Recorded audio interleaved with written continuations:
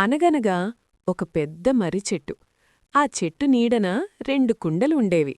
ఒకటి తళతళా మెరిసే ఇత్తడికుండ, రెండోది సాదాసీదాగా కనిపించే మట్టికుండ. ఇత్తడికుండకు తన రూపం మీద లేనిపోని గర్వం. రోజులో 100 సార్లు ఆ మట్టికుండను చూసి వెక్కిరించేది. కాలమెప్పుడూ ఒకేలా ఉండదు కదా. వేసవికాలం వచ్చింది. సూర్యుడు తన ప్రతాపం చూపిస్తున్నాడు. నిప్పులు కురిపిస్తున్న ఎండలో కొందరు యువకులు నడుచుకుంటూ వెళ్తున్నారు.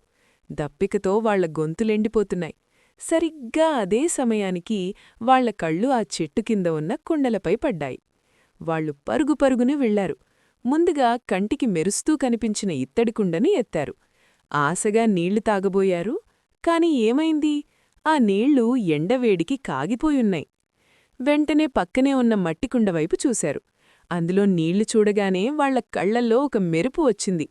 దోసిళ్లతో ఆ నీళ్లు తాగారు. ఆ నీళ్లు ఎలా ఉన్నాయో తెలుసా? ఫ్రిడ్జ్లో పెట్టినట్టు చల్లగా, అమృతంలా ఉన్నాయి. వాళ్లు తృప్తిగా నీళ్లు తాగి వెళ్ళిపోయారు. అప్పటివరకు అహంకారంతో విర్రవీగిన ఇత్తడికుండ అవమానంతో తలదించుకుంది. తన మెరుపు దాహాన్ని తీర్చలేకపోయిందని, మట్టికుండ రూపం సాదాసీదాగా ఉన్నా దాని గుణం గొప్పదని అర్థం చేసుకుంది. చూశారుగా, లోకంలో ఏ వస్తువు కూడా తక్కువ కాదు.